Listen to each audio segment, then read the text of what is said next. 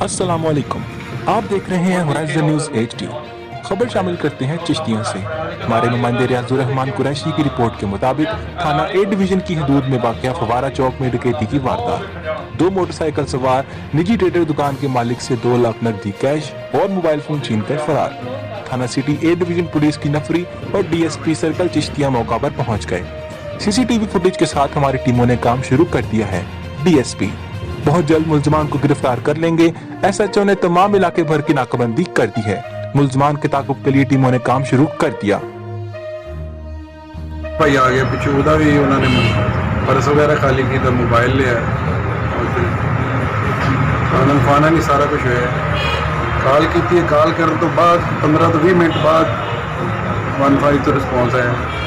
वो तो सुना जो कितने मिल जाएंगे। कैश कितना सी सर? सर वो एस्टिमेट नहीं कैलकुलेशन कर रहे हैं क्योंकि